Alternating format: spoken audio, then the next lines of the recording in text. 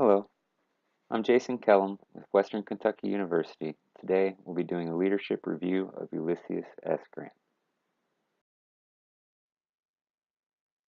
He was born April 27th, 1822 as Hiram Ulysses Grant, which is what he was known all throughout his childhood. He was born in Point Pleasant, Ohio as an eighth-generation American. His military family history with his great-grandfather fighting in the French-American War and his grandfather fighting in the Revolutionary War.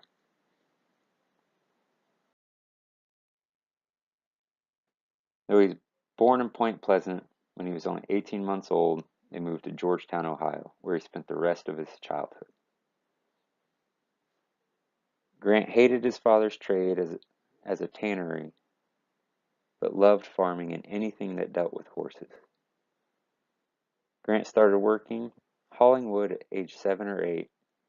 He wasn't old enough or strong enough to load the wagons, but he could drive them. When he was old enough to hold up a plow at age 11, he did all work that dealt with horses until he was the age of 17. His labors enabled him to have freedom aside from doing his duties. This meant he was free to fish, swim, ride horses, and even go visit his grandparents.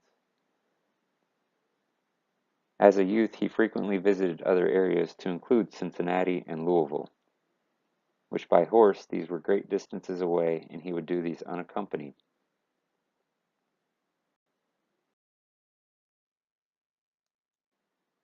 His father cared much about his children's education, as he grew up where there weren't facilities to train and such. Much of his schooling was not extensive, and it was repetitive of the same information as to what Grant referred to as the 3 R's of reading, writing, arithmetic. He never saw algebra until he went to West Point.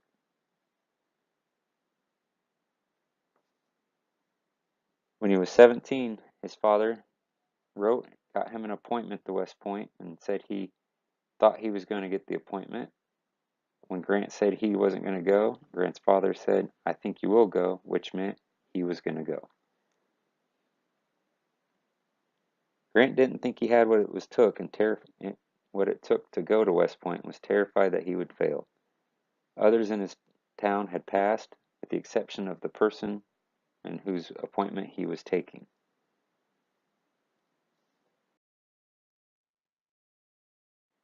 When Grant made his way to West Point, his name wasn't on the list of applicants. This was because the congressman who submitted his name had gotten it wrong and put Ulysses Grant with an extra S in the middle. So U.S. Grant was on the list. Therefore, he went in under that name. In May of 1839, much to his own surprise, he did pass his examination for admission into West Point. During his time at West Point, he spent more time reading books unrelated to his studies than he did on actually performing any of these studies that he was supposed to be doing. And he didn't expect to stay in the Army even if he did manage to graduate from West Point. During his time at West Point, General Taylor, soon to be President Zachary Taylor, came to review the cadets at West Point. And at one point, the current president had come to review the cadets at West Point. Grant found himself more in awe of General Taylor than he did of the president who came to do the review. Just after his arrival in West Point in 1839, there was legislation that was being reviewed considering disbanding and shutting down the military academy. Grant found himself in favor of this because it would have been a dignified way for him to back out of the military. This is something he later reflected on that he would not have been appreciative of. However, he did graduate, and in 1843 he assumed a post with the 4th United States Infantry in St. Louis.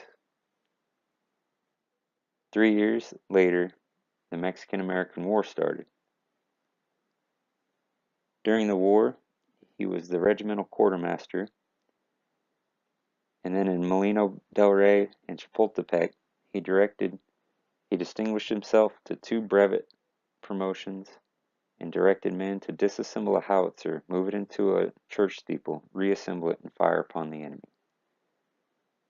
He had studied and learned many tactics from Winfield Scott and Zachary Taylor during this campaign, which he later attributed to his success during the Civil War. After the war, he was transferred away from his family.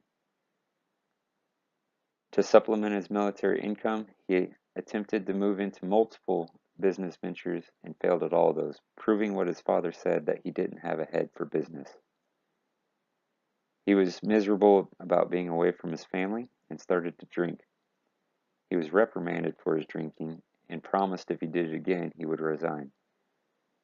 As such, he submitted his resignation in 1854 and moved on back home with his family. He made 3 separate attempts at farming before finally resigning farming for good. His father-in-law gave him a slave, which he could have sold for approximately $1,500, and yet he freed the slave instead of doing so. He then entered into a business of trying to be a debt collector, which this failed as well. Therefore, he dissolved the partnership he had at the time. After the start of the Civil War, Grant attempted to recommission into the Northern Army. His recommissioning was denied by General McClellan. Instead, he was given a post as the commanding officer of volunteers. He immediately was able to turn around a regiment of volunteers and whip them into shape. He then later won the name Unconditional Surrender by demanding that the armies at Fort Henry have an unconditional surrender when they asked what the terms for surrender were going to be. Grant won the first major victory for the Northern Army at the Battle of Vicksburg. After Chattanooga, where he also won a victory, Lincoln appointed him General of the Armies. Robert E. Lee surrendered for the Confederate Army at the Appomattox Courthouse.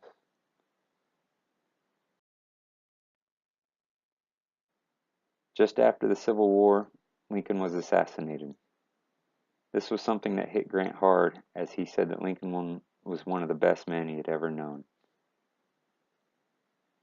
And he told his wife that he feared what was going to happen with Johnson taking over for Lincoln. Reconstruction started, Johnson's administration took over, and there was a lot of emphasis put on Southern Republicans. President Johnson attempted to remove the Secretary of War. General Grant reluctantly stepped into this appointment to hold over until the Senate could figure out whether or not he could actually remove the current Secretary of War.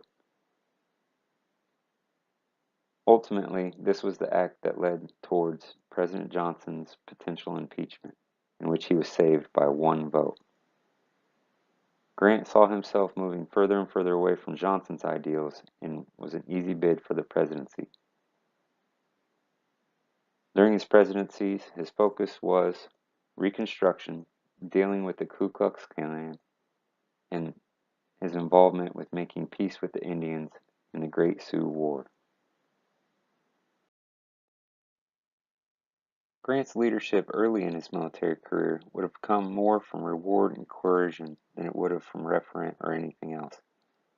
Later in his career, some would have come from referent, but the biggest bundle of his power type throughout his career would have been legitimacy, given to him through his demonstrations and those who felt that he deserved the power, and it would have been legitimately given by the people.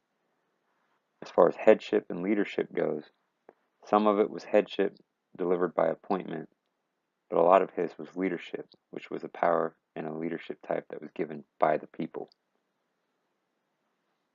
This was demonstrated time and time again as he was trusted with multiple billets as he went up through to the General of the Armies and the President of the United States. Throughout Grant's life, he demonstrated a fair amount of all of the big 5 leadership traits. With neuroticism, he was typically stable and relaxed and never got too worried, but this is probably the one I would say that he demonstrated the least of the 5. For his extroversion, he was always outgoing and decisive. He was the one that typically broke the mold and went away from what other people were doing as the standard, and this is part of why he was so successful throughout his military career. For his openness to be open to new experiences, even as a man, he was willing to travel far distances and even brokered in a horse trade when he was only 15 years old. For his agreeableness, he was warm and good-natured, and typically had the concern of all the people rather than just his own personal endeavors at heart. For his conscientiousness, he was a responsible and dependable person. Even though in times he tried to go his own way, when it came down to his responsibilities, this was something he always ensured was taken care of. Grant's leadership style varied greatly depending on the situation. At any point in time, he was probably at any corner or even in the middle of the leadership grid.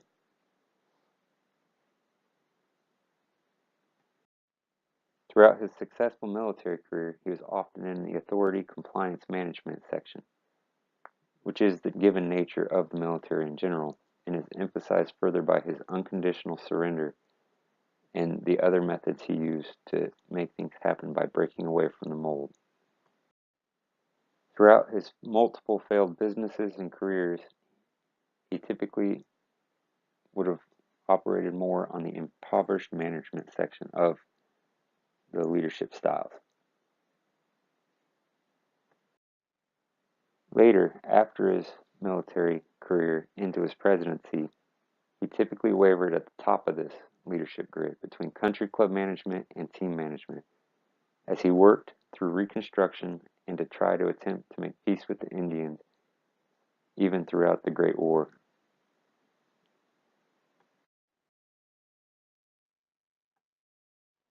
Throughout Grant's life, he moved back and forth across the leadership styles through directing, coaching, supporting, and delegating every time he took over a new endeavor, with the supportive behavior moving in contrast to the directive behavior that he had. A good example of this is when he took over the volunteer regiment that was in sorry shape. He would have had to have started off directing, being highly directive, with low supportive behavior from those around him, while he pushed them into the coaching and supporting, and then to where they were back into shape and could be delegated with the responsibilities that were necessary. This example also works as we move through the developmental levels, starting with the volunteers in the low competence, moving to some competence to the high competence and at the far end of the commitment level. In conclusion, Ulysses S. Grant was a man who never really worked well at the technical level of the skills. He was one who was more successful when it came to the human and even more so in the conceptual level of skills. Many of his ventures where he worked at the lower level or the operative supervisory level of leadership had failed. However, all of his military endeavors where he was middle management and then even later as he moved into top level management were all successful as he could grasp that conceptual understanding of a situation.